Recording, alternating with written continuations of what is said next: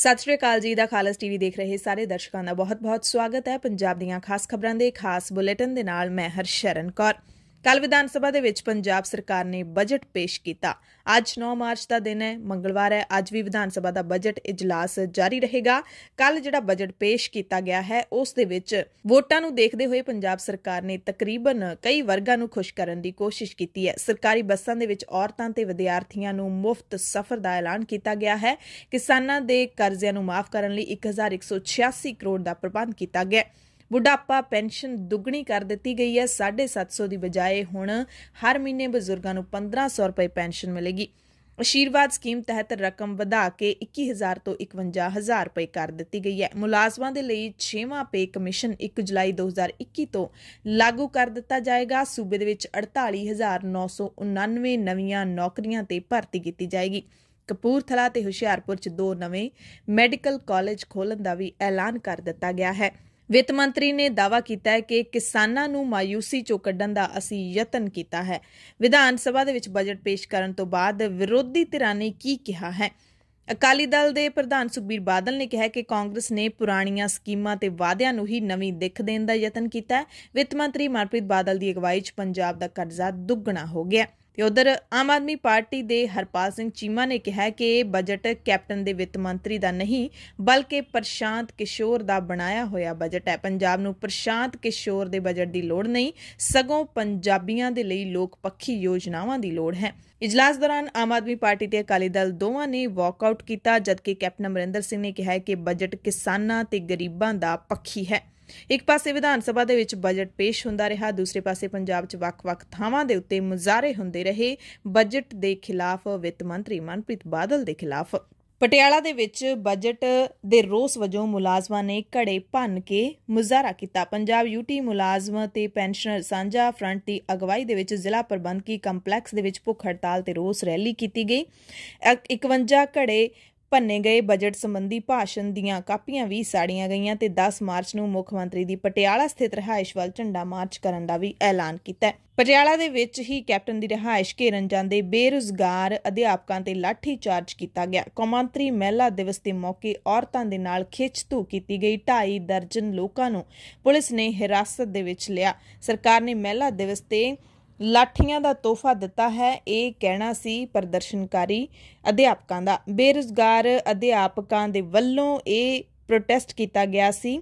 बेरोजगार ETT TET पास अध्यापक union Punjab दे सद्दे उत्ते। सुखबीर बादल ने दावा किया है कि जदों अकाली दल की सरकार आ गई तां असीं दुੱਧ सब्जियां ते फलां दे उत्ते MSP देंगे। कांग्रेस तो पेट्रोलीयम पदार्थां ते वैट घटाउण ते बिजली दरां दे विच वाधा वापस लैण दी मंग भी की गई। ते सरकार दे बजट तो पंजाब दे सनअतकार निराश दिखाई दे रहे ने। सनअतकार सरकार तो खफा ने। उन्होंने कहा कि बजट सिर्फ 2022 होने वाली चोणां लई ही तैयार किया गया, इसलिए इसनूं पूरी तरह चुनावी बजट कहा जा सकता है।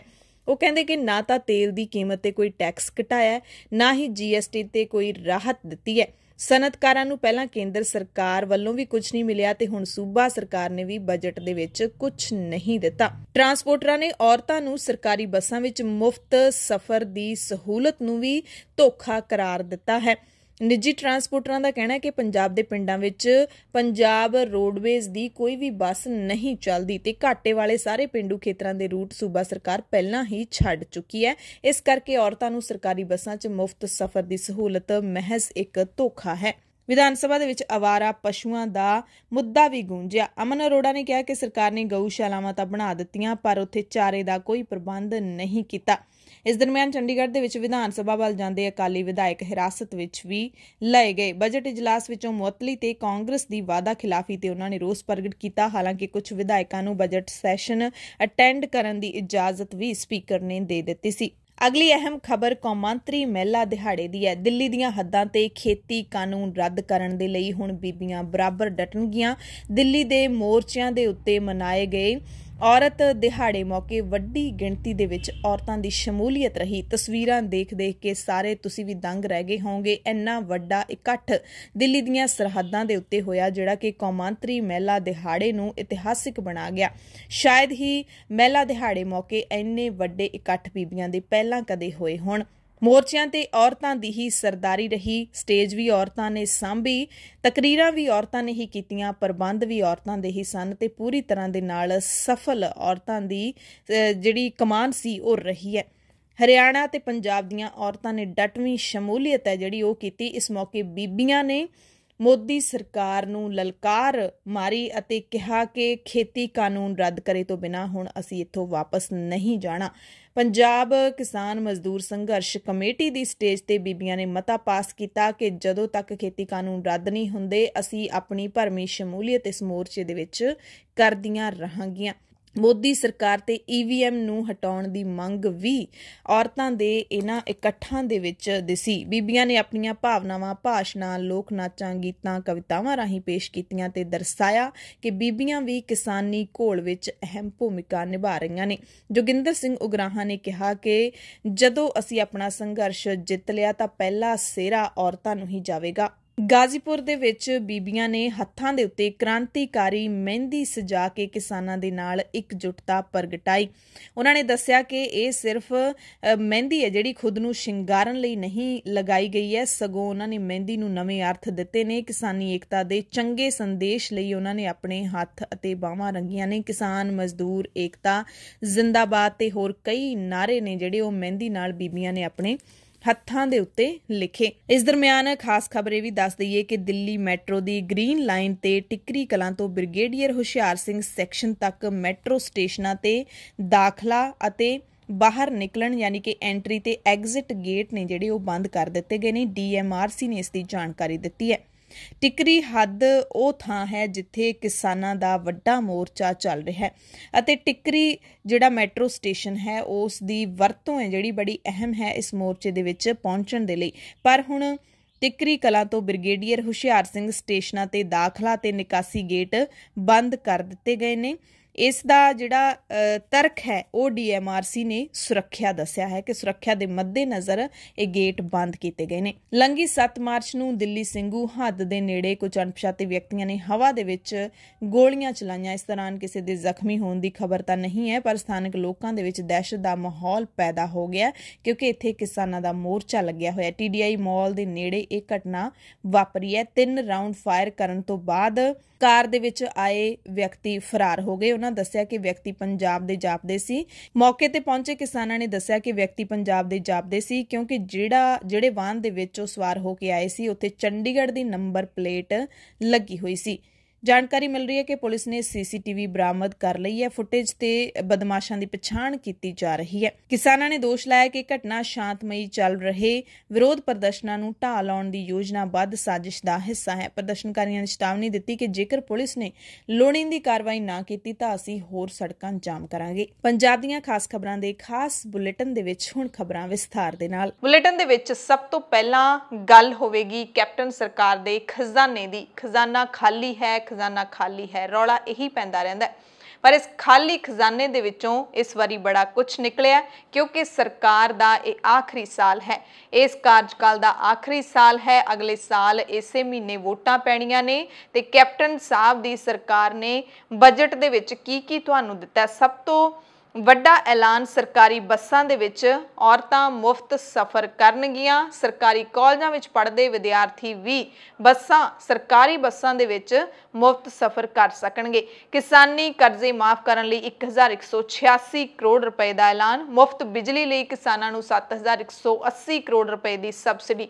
ਇੱਕ ਹੋਰ ਵੱਡਾ ਐਲਾਨ ਕੀਤਾ ਗਿਆ ਕਿ ਬੁਢਾਪਾ ਪੈਨਸ਼ਨ ਨੂੰ ਵਧਾ ਕੇ ਦੁੱਗਣਾ ਕਰ ਦਿੱਤਾ ਗਿਆ। 750 ਦੀ ਬਜਾਏ ਹੁਣ 1500 ਰੁਪਏ ਪੈਨਸ਼ਨ ਮਿਲੇਗੀ ਬਜ਼ੁਰਗਾਂ ਨੂੰ। ਕਪੂਰਥਲਾ ਤੇ ਹੁਸ਼ਿਆਰਪੁਰ ਦੇ ਵਿੱਚ 2 ਨਵੇਂ ਮੈਡੀਕਲ ਕਾਲਜ ਖੋਲ੍ਹਣ ਦਾ ਐਲਾਨ ਕੀਤਾ ਗਿਆ। ਵਿੱਤ ਮੰਤਰੀ ਮਨਪ੍ਰੀਤ ਬਾਦਲ ਨੇ ਆਪਣੇ ਸ਼ਾਇਰਾਨਾ ਅੰਦਾਜ਼ ਦੇ ਵਿੱਚ ਹੀ ਜਿਵੇਂ ਉਹ ਹਰ ਵਾਰ ਕਰਦੇ ਨੇ ਬਜਟ ਪੇਸ਼ ਕੀਤਾ। ਕਿਹਾ ਕਿ ਅਸੀਂ ਪੰਜਾਬ ਦੀ ਗੁਆਚੀ ਹੋਈ ਅਜ਼ਮਤ ਨੂੰ ਬਚਾਉਣ ਲਈ ਕੋਸ਼ਿਸ਼ ਕਰਾਂਗੇ, ਯਾਨੀ ਕਿ ਕਾਂਗਰਸ ਸਰਕਾਰ ਹੀ ਹੈ ਜਿਹੜੀ ਪੰਜਾਬ ਦੀ ਗੁਆਚੀ ਹੋਈ ਸਾਖ ਨੂੰ ਮੁੜ ਲਿਆ ਸਕਦੀ ਹੈ। ਕਾਂਗਰਸ ਹੀ ਬਹਾਲ ਕਰੇਗੀ ਪੰਜਾਬ ਦਾ ਵਕਾਰ, ਜਿਹਦੇ ਲਈ ਕਾਂਗਰਸ ਲੀਡਰ ਕੋਈ ਵੀ ਕੁਰਬਾਨੀ ਕਰਨ ਨੂੰ ਤਿਆਰ ਨੇ। ਉਹਨਾਂ ਨੇ ਕਿਹਾ ਕਿ ਸਾਨੂੰ ਪੰਜਾਬ 38,000 ਕਰੋੜ ਰੁਪਏ ਦਾ ਕਰਜ਼ਾ ਹੀ ਮਿਲਿਆ ਸੀ ਤੇ ਹਾਲਾਂਕਿ ਕੈਗ ਨੇ ਆਉਂਦੇ 3 ਸਾਲਾਂ ਦੇ ਵਿੱਚ ਇਹ ਕਰਜ਼ਾ ਦੁੱਗਣਾ ਹੋਣ ਦਾ ਅੰਦਾਜ਼ਾ ਵੀ ਦੇ ਦਿੱਤਾ ਹੈ। ਪਰ ਸਰਕਾਰ ਦਾਅਵਾ ਕਰ ਰਹੀ ਹੈ ਕਿ ਸਾਡੀ ਸਰਕਾਰ ਨੇ ਪੰਜਾਬ ਨੂੰ ਓਵਰਡਰਾਫਟ ਦੇ ਵਿੱਚੋਂ ਬਾਹਰ ਕੱਢਿਆ, ਸੂਬੇ ਦੇ ਰੈਵਨਿਊ 'ਚ ਦੁੱਗਣਾ ਵਾਧਾ ਹੋਇਆ, ਐਕਸਾਈਜ਼ ਡਿਊਟੀ ਦੇ ਵਿੱਚ ਵੀ ਵਾਧਾ ਹੋਇਆ। ਵਿੱਤ ਮੰਤਰੀ ਮਨਪ੍ਰੀਤ ਬਾਦਲ ਨੇ ਕਿਹਾ ਕਿ ਇਸ ਬਜਟ ਤੋਂ ਲੋਕਾਂ ਨੂੰ ਬਹੁਤ ਸਾਰੀਆਂ ਉਮੀਦਾਂ ਸਨ ਤੇ ਅਸੀਂ ਉਹਨਾਂ ਉਮੀਦਾਂ ਤੇ ਖਰੇ ਉਤਰਨ ਦੀ ਕੋਸ਼ਿਸ਼ ਕਰ ਰਹੇ ਹਾਂ। ਬਜਟ ਅਜਿਹੇ ਮੌਕੇ ਪੇਸ਼ ਹੋਇਆ ਪੰਜਾਬ ਦਾ ਜਦੋਂ ਪੰਜਾਬ ਸੋਸ਼ਲ ਸੈਕਟਰ ਦੇ ਵਿੱਚ ਪ੍ਰਤੀ ਵਿਅਕਤੀ ਖਰਚੇ ਦੀ ਕਸੌਟੀ ਦੇ ਸਭ ਤੋਂ ਹੇਠਲੇ ਸੂਬਿਆਂ ਤੋਂ ਚੌਥੇ ਸਥਾਨ ਤੇ ਹੈ। ਅਗਲੇ ਸਾਲ ਵਿਧਾਨ ਸਭਾ ਚੋਣਾਂ ਹੋਣੀਆਂ ਨੇ, ਇਸ ਕਰਕੇ ਇਸ ਬਜਟ ਦੇ ਉੱਤੇ ਕੈਪਟਨ ਸਰਕਾਰ ਨੇ ਆਪਣੀ ਪੂਰੀ ਵਾਹ ਲਾ ਦਿੱਤੀ ਹੈ। ਹਾਲਾਂਕਿ ਮੁੱਦਾ ਖੇਤੀਬਾੜੀ ਦਾ ਹੀ ਰਹੇਗਾ, ਮੁੱਦਾ ਕਿਸਾਨਾਂ ਦਾ ਰਹੇਗਾ ਇਸ ਵਾਰ ਚੋਣਾਂ ਦਾ। ਹਾਲਾਂਕਿ ਜਿਹੜੇ ਵੀ ਸੂਬੇ ਦੇ ਵਿੱਚ ਚੋਣਾਂ ਹੋ ਰਹੀਆਂ ਨੇ ਉੱਥੇ ਕਿਸਾਨੀ ਦਾ ਮੁੱਦਾ ਲਗਭਗ ਗੂੰਜ ਹੀ ਰਿਹਾ ਹੈ। ਵਿੱਤ ਮੰਤਰੀ ਦੇ ਵੱਲੋਂ ਪੇਸ਼ ਕੀਤੇ ਬਜਟ ਵਿੱਚ ਕਿਸਾਨੀ ਕਰਜ਼ਿਆਂ ਨੂੰ ਪੂਰੀ ਤਰ੍ਹਾਂ ਦੇ ਨਾਲ ਖਤਮ ਕਰਨ ਲਈ ਤੇ ਮੁਫਤ ਬਿਜਲੀ ਲਈ ਸਬਸਿਡੀ ਦੀ ਵਿਵਸਥਾ ਵੀ ਦਿੱਤੀ ਗਈ ਹੈ।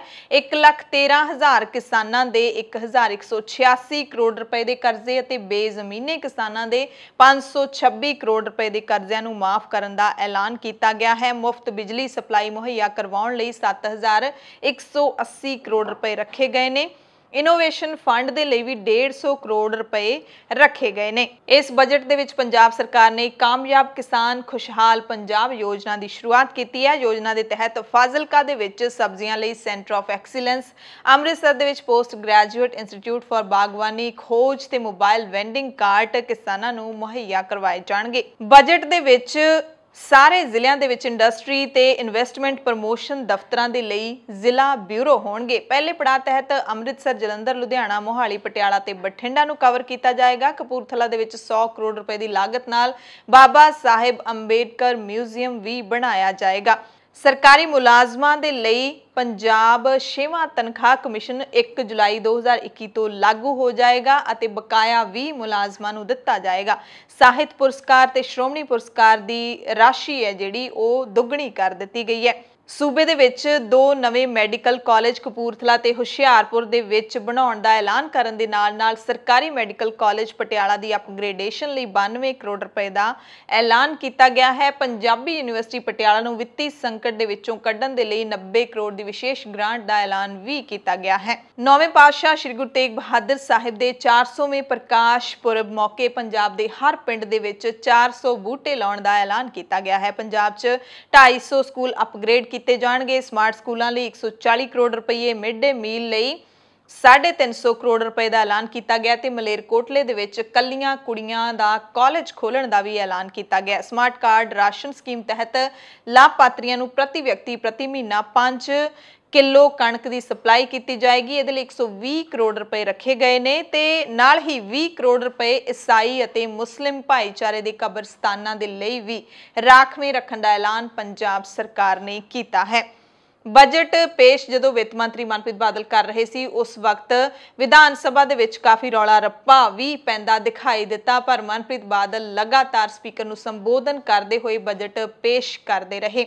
ਇਸ ਦਰਮਿਆਨ ਵਿੱਤ ਮੰਤਰੀ ਮਨਪ੍ਰੀਤ ਬਾਦਲ ਨੇ ਬਜਟ ਪੇਸ਼ ਕਰਨ ਤੋਂ ਬਾਅਦ ਇੱਕ ਨਿੱਜੀ ਟੀਵੀ ਚੈਨਲ ਦੇ ਨਾਲ ਇੰਟਰਵਿਊ ਵੀ ਕੀਤਾ। ਇੰਟਰਵਿਊ ਦੇ ਵਿੱਚ ਉਹਨਾਂ ਨੇ ਵੱਡਾ ਐਲਾਨ ਕੀਤਾ ਕਿ ਜੇ ਅਗਲੀ ਵਾਰ ਸਰਕਾਰ ਬਣਦੀ ਹੈ ਤਾਂ ਮੈਂ ਵਿੱਤ ਮੰਤਰੀ ਨਹੀਂ ਬਣਾਂਗਾ, ਖਜ਼ਾਨਾ ਮੰਤਰੀ ਵਜੋਂ ਇਹ ਮੇਰਾ ਆਖਰੀ ਬਜਟ ਹੋਏਗਾ।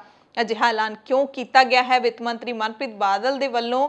ਕਿਉਂ ਉਹਨਾਂ ਨੇ ਇਹ ਫੈਸਲਾ ਲਿਆ ਹੈ ਕਿ ਵਿੱਤ ਮੰਤਰੀ ਦਾ ਭਾਰ ਸੰਭਾਲਣਾ ਇੰਨਾ ਔਖਾ ਹੈ ਜਾਂ ਫਿਰ ਉਹਨਾਂ ਨੂੰ ਪਹਿਲਾਂ ਹੀ ਹਾਈ ਕਮਾਂਡ ਦੇ ਵੱਲੋਂ ਕੋਈ ਸੁਨੇਹਾ ਆ ਗਿਆ ਹੈ ਜਾਂ ਫਿਰ ਉਹਨਾਂ ਨੇ ਨਿੱਜੀ ਤੌਰ ਤੇ ਫੈਸਲਾ ਲਿਆ ਹੈ? ਇਸ ਵਿੱਚੋਂ ਕੋਈ ਵੀ ਕਾਰਨ ਹੋ ਸਕਦਾ ਹੈ, ਪਰ ਉਹਨਾਂ ਨੇ ਐਲਾਨ ਕਰ ਦਿੱਤਾ। ਹੋ ਸਕਦਾ ਹੈ ਉਦੋਂ ਤੱਕ ਐਲਾਨ ਬਦਲ ਜਾਵੇ ਜੇ ਸਰਕਾਰ ਕੈਪਟਨ ਦੀ ਰਿਪੀਟ ਹੁੰਦੀ ਹੈ। ਇਸ ਮੌਕੇ ਪ੍ਰਸ਼ਾਂਤ ਕਿਸ਼ੋਰ ਨੂੰ ਮੁੱਖ ਮੰਤਰੀ ਕੈਪਟਨ ਦੇ ਸਿਆਸੀ ਸਲਾਹਕਾਰ ਨਿਯੁਕਤ ਕੀਤੇ ਜਾਣ ਤੋਂ ਬਾਅਦ ਲਗਾਤਾਰ ਜਿਹੜਾ ਸਿਆਸੀ ਵਿਰੋਧੀ ਪਾਰਟੀਆਂ ਕੈਪਟਨ ਸਰਕਾਰ ਨੂੰ ਘੇਰ ਰਹੀਆਂ ਨੇ ਉਸ ਮੁੱਦੇ ਦਾ ਵੀ ਵਿੱਤ ਮੰਤਰੀ ਮਨਪ੍ਰੀਤ ਬਾਦਲ ਨੇ ਜਵਾਬ ਦਿੱਤਾ। ਕਿਹਾ ਕਿ ਮੈਂ ਤਾਂ ਕਦੇ ਪ੍ਰਸ਼ਾਂਤ ਕਿਸ਼ੋਰ ਦੀ ਸ਼ਕਲ ਹੀ ਨਹੀਂ ਵੇਖੀ, ਯਾਨੀ ਕਿ ਉਹਨਾਂ ਦੇ ਕਹਿਣ ਦਾ ਮਤਲਬ ਹੈ ਕਿ ਮੈਂ ਆਮੋ ਸਾਹਮਣੇ ਕਦੇ ਉਸ ਨੂੰ ਮਿਲਿਆ ਹੀ ਨਹੀਂ ਆ।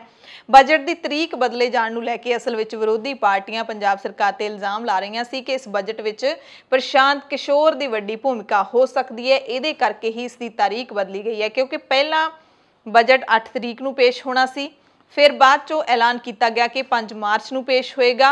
इस दरमियान प्रशांत किशोर की नियुक्ति होंदी है तो फिर ऐलान किया गया कि 8 मार्च ਨੂੰ बजट पेश किया जाएगा। सो इस नूं लैके विरोधी पार्टियां ने काफ़ी घेरिया कैप्टन सरकार नूं कि बजट है जिहड़ा पंजाब दा वो प्रशांत किशोर ने तैयार किया है, वित्त मंत्री मनप्रीत बादल ने नहीं किया। पर मनप्रीत बादल ने कहा कि मैं कदे उसकी शक्ल ही नहीं वेखी। बजट इजलास सैशन के दौरान लंघे शुक्रवार स्पीकर राणा केपी सिंह ने अकाली विधायकों को रहिंदे दिनों के लिए बजट सैशन के विच शामिल होने तो मुअत्तल कर दिता सी, क्योंकि मुख मंत्री कैप्टन अमरिंदर सिंह के भाषण का विरोध किया सी अकालियां ने ते आम आदमी पार्टी ने भी। पर कले अकालियां नूं मुअत्तल किया गया। पर बजट सैशन के दरमियान जिस दिन बजट पेश होना सी 8 मार्च नूं ही स्पीकर ने जिहड़ा हैगा अकाली विधायकों की मुअत्तली का फैसला वापस लै लिया सी ते मुअत्तल किए गए अकाली विधायक मुड़ तो सैशन दे विच दाखिल हो सकते सी। इस दरमियान लोक इंसाफ पार्टी ने पंजाब विधान सभा दे वल रोस मार्च कढ़िया। अपने समर्थकों ते पार्टी कारकुनां समेत विधान सभा वल जा रहे बैंस भरावां नूं चंडीगढ़ पुलिस ने बैरीकेड ला के रोक लिया। मीडिया नाल गलबात करदिआं बैंस भरावां ने दिल्ली चलो मोर्चा मल्लो दा होका दिता। किसान अंदोलन नूं समर्थन देण दे लई वड्डी गिणती विच लोकां नूं दिल्ली पहुंचण दी अपील कीती। बैंस भरावां ने किसान अंदोलन के नां दे उत्ते घटिया सियासत करन दे दोष लाउंदिआं अकाली दल अते कांग्रेस पार्टी दोवां दे उत्ते तिखे शब्दी हमले कीते। जोरदार प्रदर्शन तो बाद विधायक सिमरजीत सिंह बैंस ते बलविंदर सिंह बैंस विधान सभा के बजट इजलास विच शामिल होने लई चले गए। पंजाब विधान सभा के बजट इजलास के नाल ही गुआंढी सूबा हरियाणा के बजट इजलास की भी जे गल कर लईए तां बजट इजलास नूं शुरू होया 8 मार्च नूं दूसरा दिन होया ते दूजे दिन कांग्रेसी विधायक महंगाई ते बीजेपी दी लोक नीतियां दे खिलाफ ट्रैक्टर नूं खिच के विधान सभा पहुंचे, यानी कि ट्रैक्टर नूं खिचदे होए विधान सभा पहुंचे। पुलिस ने हालांकि उन्हां नूं विधान सभा दे गेट ते ही रोक दिता सी। इस तों पहलां हरियाणा विधान सभा दे विच विरोधी धिर दे लीडर भुपिंदर सिंह हुड्डा ने ऐलान किया सी कि वो ट्रैक्टर ते चढ़ के विधान सभा आउणगे। इस मौके कांग्रेसी विधायकों ने तेल ते गैस दे भाव घटाउण दी मंग भी की। हरियाणा दे बजट इजलास दौरान 10 मार्च नूं खट्टर सरकार बुरी तरह दे नाल घिरन वाली है, क्योंकि उस दिन वोटिंग की जाएगी बेभरोसगी के मते दे उत्ते। ते इसी दरमियान हरियाणा के किसान लीडर गुरनाम सिंह चड़ूनी ने भी हरियाणा के किसानों को खास अपील की है। चड़ूनी ने कहा कि हरियाणा विधान सभा के 10 मार्च को खेती कानूनों के खिलाफ अविश्वास यानी कि बेभरोसगी का मता पेश किया जा रहा है ते सारे जिहड़े हरियाणे दे लोग ने वो 9 मार्च नूं यानी कि कल नूं आपो अपने विधायकों जिवें कि बीजेपी जेजेपी जां फिर आज़ाद विधायकों के खिलाफ एक दिन प्रदर्शन करन, उन्हां ते दबाव पाउण। ਜਿਹੜੇ दूसरे विधायक हैगे ने हरियाणा के जिन्ने विरोधी विधायक हैगे ने बीजेपी ते जेजेपी पार्टी दे उन्हां दे उत्ते दबाव भी पाउण कि ओह बेभरोसगी दे मते नूं पास करन दे विच वोटां पाउण, बेभरोसगी दे मते दे हक दे विच वोटां पाउण ते सरकार दे खिलाफ वोटां पाउण। उन्होंने कहा कि जो विधायक खेती कानूनों के समर्थन विच हन उन्हां दे घरां विच जाके भी प्रदर्शन किया जाए ते उन्हां नूं समझाया जाए। इन्हां विधायकों नूं हरियाणा विधान सभा विच बेभरोसगी मते दा समर्थन करन दे लई मंग पत्र सौंपे जाण। चड़ूनी ने कहा कि विधायकों नूं इह चेतावनी दित्ती जाए कि जेकर वो खेती कानूनों का विरोध नहीं करते, बेभरोसगी मते का समर्थन नहीं करते तो अगे तो चोणां दौरान उन्हां दा समाजिक बाइकआउट किया जाएगा। चड़ूनी ने हरियाणा के लोगों को अपील की है कि ज़्यादा तो ज़्यादा लोग इकट्ठे होकर बेभरोसगी मते का समर्थन करन तां जो ये सरकार टुट जाए, डिग जाए तो सरकार किसानां दी गल मनण दे लई मजबूर हो जाए। सो 10 मार्च का दिन खट्टर सरकार दे उत्ते काफ़ी भारी रहन वाला है। विधान सभा दे विच वोटिंग होएगी बेभरोसगी दे मते दे उत्ते ते 9 मार्च नूं हरियाणा दे विच थां-थां दे उत्ते किसान विरोध प्रदर्शन करनगे। हुण गल करांगे औरत दिहाड़े दी। कौमांतरी औरत दिहाड़े दे मौके पंजाब दे मुख मंत्री कैप्टन अमरिंदर सिंह ने औरतां दे लई 8 नवीआं योजनावां शुरू करन दा ऐलान कीता। उन्होंने सवेरे-सवेरे ट्वीट किया, औरत दिहाड़े दी वधाई दिंदिआं लिखिआ कि असीं जल्द ही औरतां दे सशक्तिकरण अते सुरੱਖਿਆ दे लई 2047 अध्यापकों की नियुक्ति जिहड़ी है वो कर रहे हैं, यानी कि औरत अध्यापकों को नियुक्ति पत्र दिते जाणगे। 181 सांझ शक्ति हैल्पलाइन स्थापित किए जाणगे ते पुलिस हैल्प डेस्क स्थापित किए जाणगे ਤੇ ਇਹਨਾਂ ਸਾਰੀਆਂ ਯੋਜਨਾਵਾਂ ਦੇ ਨਾਲ 8 ਯੋਜਨਾਵਾਂ ਨੇ ਜਿਹੜੀਆਂ ਉਹ ਜਲਦੀ ਪੰਜਾਬ ਦੇ ਵਿੱਚ ਔਰਤਾਂ ਦੇ ਲਈ ਸ਼ੁਰੂ ਕੀਤੀਆਂ ਜਾਣਗੀਆਂ। ਔਰਤ ਦਿਹਾੜੇ ਮੌਕੇ ਸੁਪਰੀਮ ਕੋਰਟ ਦਾ ਇੱਕ ਅਹਿਮ ਬਿਆਨ ਆਇਆ ਹੈ। Chief justice S A. ਬੋਬੜੇ ਦੀ ਅਗਵਾਈ ਵਾਲੇ ਸੁਪਰੀਮ ਕੋਰਟ ਦੇ ਬੈਂਚ ਨੇ ਕਿਹਾ ਹੈ ਕਿ ਉਹ ਔਰਤਾਂ ਦਾ ਪੂਰਾ ਸਤਿਕਾਰ ਕਰਦੇ ਨੇ। ਨਿਆਂਪਾਲਿਕਾ ਦਾ ਮਾਣ ਸਤਿਕਾਰ ਇਸ ਦੇ ਵਕੀਲਾਂ ਭਾਵ ਬਾਰ ਦੇ ਹੱਥਾਂ ਵਿੱਚ ਹੈ।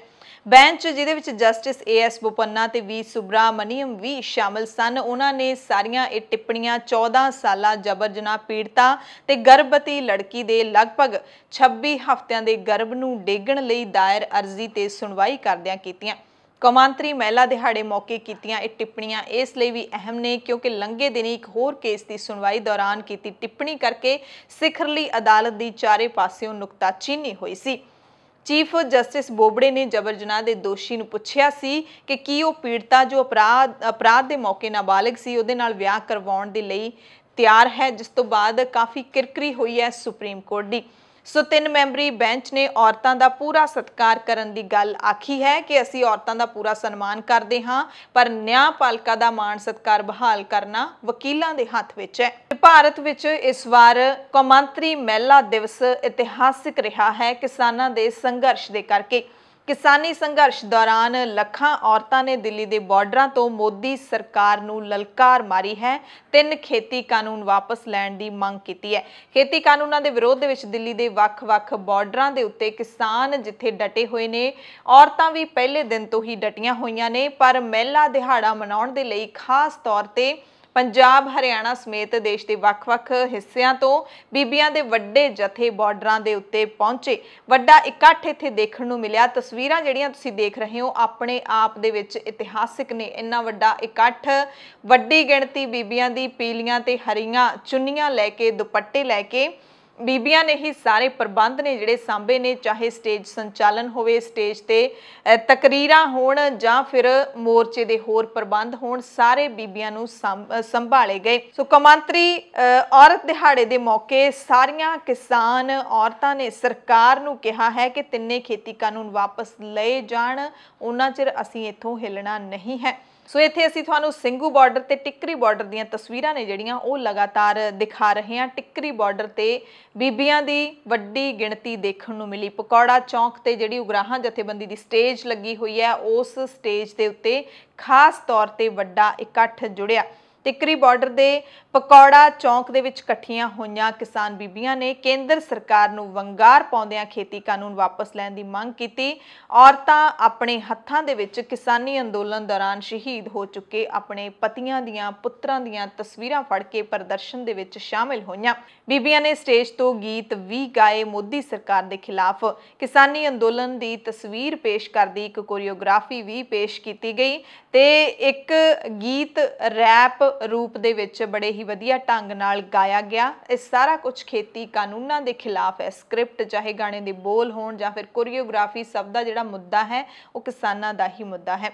ਇਸ ਮੌਕੇ ਭਾਰਤੀ ਕਿਸਾਨ ਯੂਨੀਅਨ ਏਕਤਾ ਉਗਰਾਹਾਂ ਦੇ ਪ੍ਰਧਾਨ ਜੋਗਿੰਦਰ ਸਿੰਘ ਉਗਰਾਹਾਂ ਨੇ ਕਿਹਾ ਕਿ ਸਰਕਾਰ ਨੇ ਸਾਨੂੰ ਦੇਣਾ ਤਾਂ ਕੀ ਸੀ, ਸਰਕਾਰ ਤਾਂ ਸਾਡੇ ਤੋਂ ਸਾਡੇ ਹੱਕ ਵੀ ਖੋ ਰਹੀ ਹੈ। ਇਹ ਲਾਸ਼ਾਂ ਦੇ ਪਿੰਜਰੇ ਸਾਡੇ ਤੋਂ ਜਰੇ ਨਹੀਂ ਜਾਂਦੇ। ਤੇਰੇ ਦਰਵਾਜ਼ੇ ਤੇ ਅਸੀਂ ਤੈਨੂੰ ਦੱਸਣ ਆਏ ਹਾਂ ਕਿ ਅਸੀਂ ਇਕੱਲੇ ਨਹੀਂ ਆ। ਸਾਡੇ ਪਿੱਛੇ ਸਾਡੀਆਂ ਮਾਵਾਂ ਨੇ, ਭੈਣਾਂ ਨੇ। ਵੇਖ ਲੈ ਅਮਿਤ ਸ਼ਾਹ, ਇਹ ਭੈਣਾਂ ਘਰਾਂ ਵਿੱਚ ਵੀ ਨੇ ਤੇ ਅੰਦੋਲਨ ਵਿੱਚ ਵੀ ਨੇ। ਸਾਨੂੰ ਸਰਕਾਰਾਂ ਕਹਿ ਰਹੀਆਂ ਨੇ ਕਿ 3 ਮਹੀਨਿਆਂ ਵਿੱਚ ਤੁਸੀਂ ਕੀ ਹਾਸਲ ਕਰ ਲਿਆ, ਤਾਂ ਸੁਣ ਲੈ ਸਰਕਾਰੇ, ਅਸੀਂ ਬਹੁਤ ਕੁਝ ਹਾਸਲ ਕਰ ਲਿਆ। 90,000 ਔਰਤਾਂ ਦਾ ਇਕੱਠ ਕਦੇ ਦਿੱਲੀ ਦੀ ਹੱਦ ਤੇ ਨਹੀਂ ਹੋਇਆ ਜੋ ਅੱਜ ਹੋਇਆ। ਅਸੀਂ ਹਰਿਆਣਾ ਦੀ ਧਰਤੀ ਤੇ ਬੈਠੇ ਹਾਂ, ਹਰਿਆਣਾ ਦੇ ਲੋਕਾਂ ਦਾ ਦਿਲ ਵੇਖ ਲਿਆ ਹੈ, ਉਹਨਾਂ ਨਾਲ ਅਸੀਂ ਸਾਂਝ ਪਾ ਲਈ ਹੈ।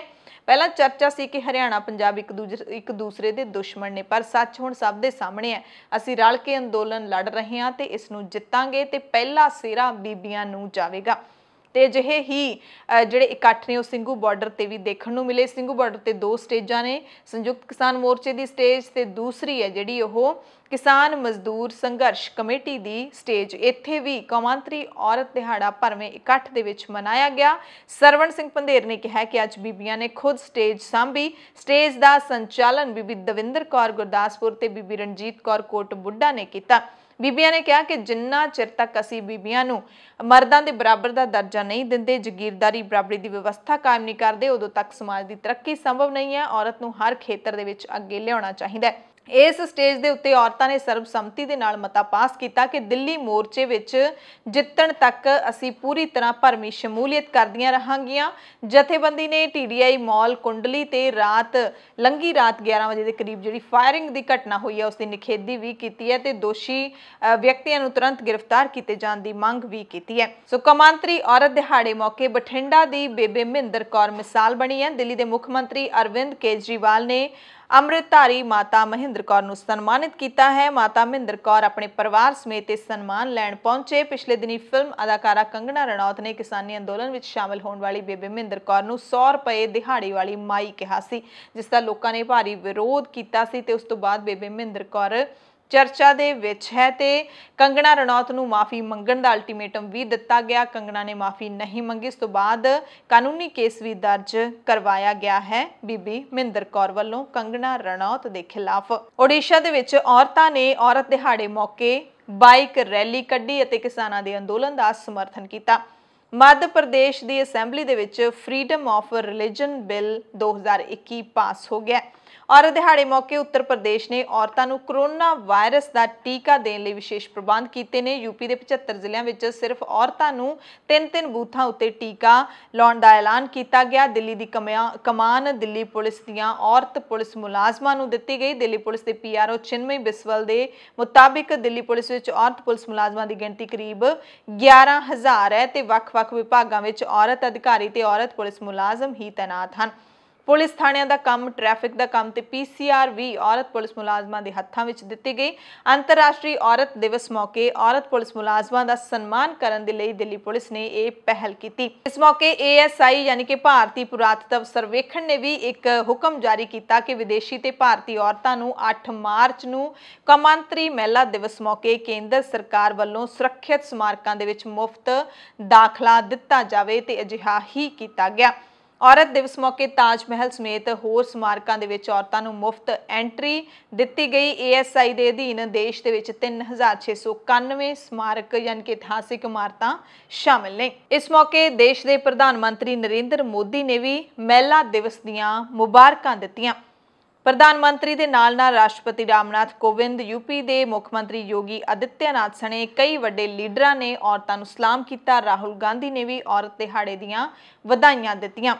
सो प्रधानमंत्री नरेंद्र मोदी अते सरकार दे विचों कोई भी मंत्री जिहड़ा वधाइयां दे रहा है, इन्हां वधाइयां नूं देख के दिशा रवि, नवदीप कौर वर्गियां धीआं की महसूस करदियां होणगियां, ये भी आपां सारे समझ सकते हैं कि वधाइयां जरूर अज दित्तियां गईयां ने, पर असल दे विच इस मुल्क दे विच कुड़ियां दे नाल औरतां दे नाल की व्यवहार कीता जांदा है आप सारे समझ सकते हैं। पिछले दिनी दिल्ली दे विच सिंघू बॉर्डर तो गुरुद्वारा रकाबगंज साहिब मत्था टेकण गईयां 25 बीबियां नूं दिल्ली पुलिस ने हिरासत विच लिया ते अज उसे दिल्ली पुलिस ने अपने महकमे दीआं जिहड़ियां पुलिस मुलाजमां हैगियां ने, महिला पुलिस मुलाजमां, उन्हां नूं पहल दित्ती गई, उन्हां नूं ही सारे कामकाज सौंपे गए।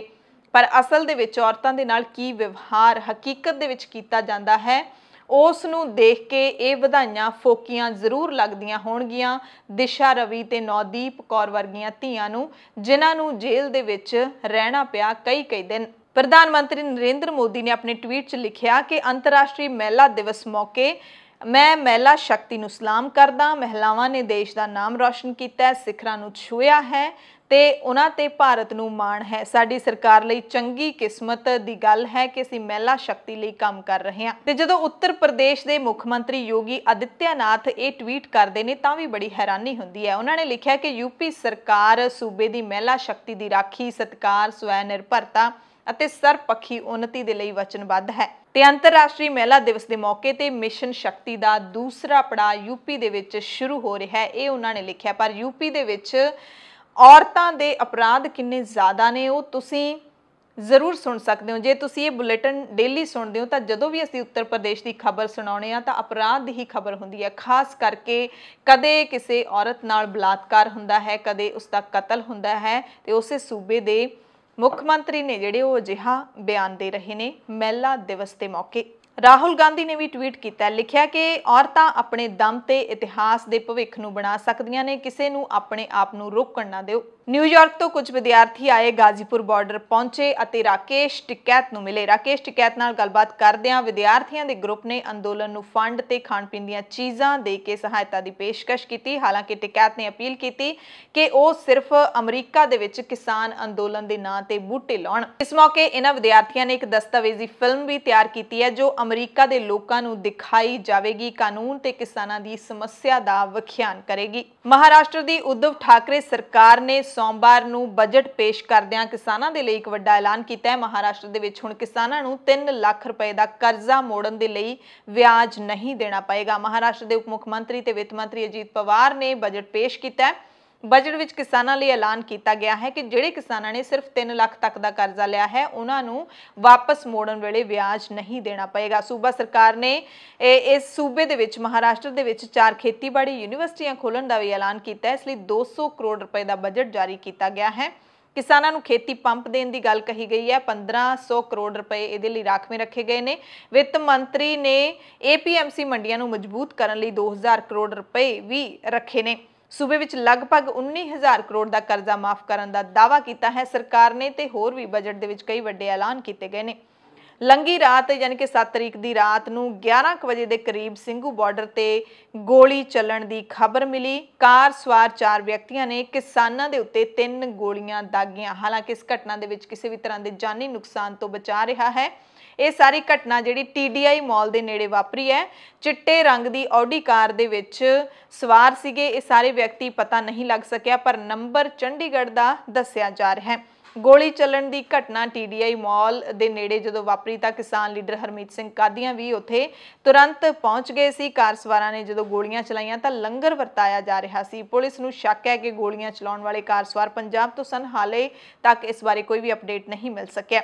ਬਹਿਬਲ ਕਲਾਂ ਗੋਲੀकांड ਦੇ ਵਿੱਚ ਮੁਲਜ਼ਮ ਦੇ ਵਜੋਂ ਨਾਮਜ਼ਦ ਪੰਜਾਬ ਦਾ ਸਾਬਕਾ DGP ਸੁਮੇਧ ਸੈਣੀ ਅਤੇ IG ਪਰਮਰਾਜ ਸਿੰਘ ਉਮਰਾ ਨੰਗਲ ਦੋਵੇਂ ਜਣੇ ਫਰੀਦਕੋਟ ਅਦਾਲਤ ਵਿੱਚ ਨਿੱਜੀ ਤੌਰ ਤੇ ਪੇਸ਼ ਹੋਏ ਤੇ ਪੇਸ਼ੀ ਮੌਕੇ ਇਲਾਕਾ ਮੈਜਿਸਟ੍ਰੇਟ ਸੁਰੇਸ਼ ਕੁਮਾਰ ਦੀ ਅਦਾਲਤ ਨੇ ਸੁਮੇਧ ਸੈਣੀ ਨੂੰ 1 ਲੱਖ ਦੇ ਮੁਚਲਕੇ ਦੇ ਉੱਤੇ ਜ਼ਮਾਨਤ ਤੇ ਰਿਹਾ ਕਰਨ ਦਾ ਹੁਕਮ ਦੇ ਦਿੱਤਾ।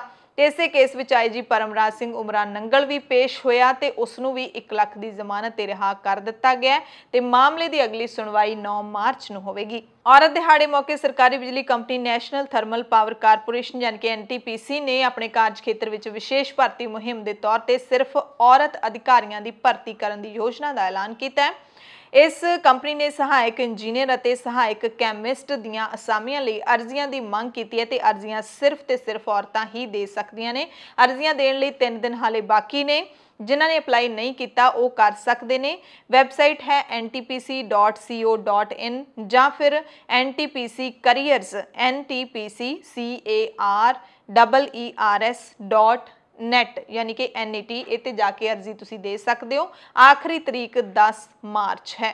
ਐਤਵਾਰ ਨੂੰ ਪੰਜਾਬ ਦੇ ਨਵਾਂ ਸ਼ਹਿਰ ਦੇ ਵਿੱਚ ਬਿਜਲੀ ਡਿੱਗਣ ਕਾਰਨ ਇੱਕ ਗੁਰਦੁਆਰਾ ਸਾਹਿਬ ਦੇ ਗੁੰਬਦ ਨੂੰ ਨੁਕਸਾਨ ਪਹੁੰਚਣ ਦੀ ਖਬਰ ਮਿਲੀ ਹੈ, ਜਦਕਿ ਆਸ-ਪਾਸ ਦੇ ਕਈ ਘਰਾਂ ਦਾ ਬਿਜਲੀ ਦਾ ਸਮਾਨ ਵੀ ਸੜ ਗਿਆ। ਹਾਦਸਾ ਇੰਨਾ ਭਿਆਨਕ ਸੀ ਕਿ ਗੁੰਬਦ ਦੇ ਟੁਕੜੇ ਲਗਭਗ 200 ਮੀਟਰ ਦੀ ਦੂਰੀ ਤੇ ਘਰਾਂ ਦੇ ਵਿੱਚ ਜਾ ਡੁੱਗੇ ਤੇ ਪਰ ਇਸ ਦੇ ਵਿੱਚ ਜਾਨੀ ਨੁਕਸਾਨ ਹੋਣ ਤੋਂ ਬਚਾ ਰਿਹਾ ਹੈ। ਜਿਸ ਵਕਤ ਬਿਜਲੀ ਡਿੱਗਣ ਦੀ ਘਟਨਾ ਵਾਪਰੀ ਗੁਰਦੁਆਰਾ ਸਾਹਿਬ ਵਿੱਚ ਸੁਖਮਨੀ ਸਾਹਿਬ ਦਾ ਪਾਠ ਕੀਤਾ ਜਾ ਰਿਹਾ ਸੀ ਤੇ ਵੱਡੀ ਗਿਣਤੀ ਵਿੱਚ ਸੰਗਤ ਇੱਥੇ ਮੌਜੂਦ ਸੀ। ਦਿੱਲੀ ਸਿੱਖ ਗੁਰਦੁਆਰਾ ਮੈਨੇਜਮੈਂਟ ਕਮੇਟੀ ਦੇ ਸਾਬਕਾ ਧਰਮ ਪ੍ਰਚਾਰ ਕਮੇਟੀ ਦੇ ਚੇਅਰਮੈਨ ਭਾਈ ਤਰਸੇਮ ਸਿੰਘ ਨਹੀਂ ਰਹੇ। ਉਹਨਾਂ ਨੇ ਲੰਗੀ ਰਾਤ 7 ਮਾਰਚ ਦੀ ਰਾਤ ਨੂੰ ਆਖਰੀ ਸਾਹ ਲਏ ਨੇ। ਜਾਣਕਾਰੀ ਮਿਲ ਰਹੀ ਹੈ ਕਿ ਦਿਲ ਦਾ ਦੌਰਾ ਪੈਣ ਕਾਰਨ ਉਹਨਾਂ ਦੀ ਅਚਾਨਕ ਮੌਤ ਹੋਈ ਹੈ।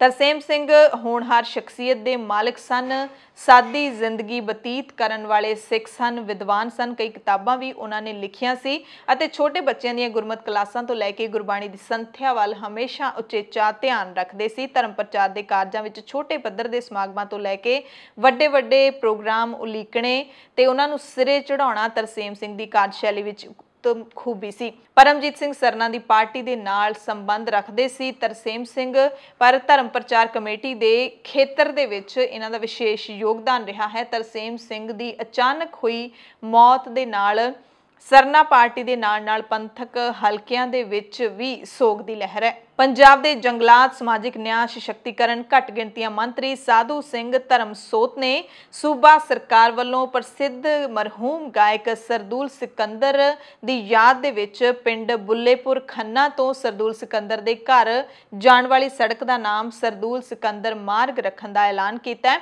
ਉਹਨਾਂ ਦੱਸਿਆ ਕਿ ਮਰਹੂਮ ਗਾਇਕ ਦੀ ਯਾਦਗਾਰ ਬਣਾਉਣ ਲਈ ਪਰਿਵਾਰ ਦੀਆਂ ਇੱਛਾਵਾਂ ਨੂੰ ਵੀ ਧਿਆਨ ਵਿੱਚ ਰੱਖਿਆ ਜਾਏਗਾ। ਸੋ ਸਾਧੂ ਸਿੰਘ ਧਰਮਸੋਤ ਕੈਬਨਿਟ ਮੰਤਰੀ ਨੇ ਜਿਨ੍ਹਾਂ ਨੇ ਐਲਾਨ ਕੀਤਾ ਹੈ ਕਿ ਸੜਕ ਦਾ ਨਾਮ ਜਿਹੜੀ ਸਰਦੂਲ ਸਿਕੰਦਰ ਦੇ ਘਰ ਨੂੰ ਜਾਂਦੀ ਹੈ ਉਸ ਦਾ ਨਾਮ ਸਰਦੂਲ ਸਿਕੰਦਰ ਮਾਰਗ ਰੱਖਿਆ ਜਾਏਗਾ। ਮੌਸਮ ਨੇ ਜੰਮੂ ਕਸ਼ਮੀਰ ਦੇ ਵਿੱਚ ਇੱਕ ਵਾਰ ਫਿਰ ਤੋਂ ਕਰਵਟ ਲਈ ਹੈ। ਮੌਸਮ ਬਦਲ ਗਿਆ ਹੈ। ਜੰਮੂ ਕਸ਼ਮੀਰ ਤੇ ਲੱਦਾਖ ਦੇ ਵਿੱਚ ਪਹਾੜੀ ਇਲਾਕਿਆਂ ਵਿੱਚ ਬਰਫ਼ਬਾਰੀ ਹੋ ਰਹੀ ਹੈ। ਮੈਦਾਨੀ ਇਲਾਕਿਆਂ ਵਿੱਚ ਮੀਂਹ ਪੈ ਰਿਹਾ ਹੈ ਤੇ ਦੱਖਣੀ ਤੇ ਉੱਤਰੀ ਕਸ਼ਮੀਰ ਦੇ ਵਿੱਚ ਵੀ ਭਾਰੀ ਬਰਫ਼ਬਾਰੀ ਦੀ ਖਬਰ ਮਿਲੀ ਹੈ। ਪਿਛਲੇ 24 ਘੰਟਿਆਂ ਵਿੱਚ ਗੁਲਮਰਗ ਦੇ ਵਿੱਚ 6 ਇੰਚ ਬਰਫ਼ ਹੈ ਜਿਹੜੀ ਉਹ ਦਰਜ ਕੀਤੀ ਗਈ ਹੈ। ਗੁਰੇਜ਼ ਦੇ ਵਿੱਚ 1-1 ਫੁੱਟ ਤੱਕ ਬਰਫ਼ ਦਰਜ ਕੀਤੀ ਗਈ ਹੈ, ਜਦਕਿ ਭਾਰੀ ਬਰਫ਼ਬਾਰੀ ਦੱਖਣੀ ਕਸ਼ਮੀਰ ਦੇ ਵਿੱਚ ਜਵਾਹਰ ਸੁਰੰਗ ਦੁਆਲੇ ਲਗਾਤਾਰ ਹੋ ਰਹੀ ਹੈ।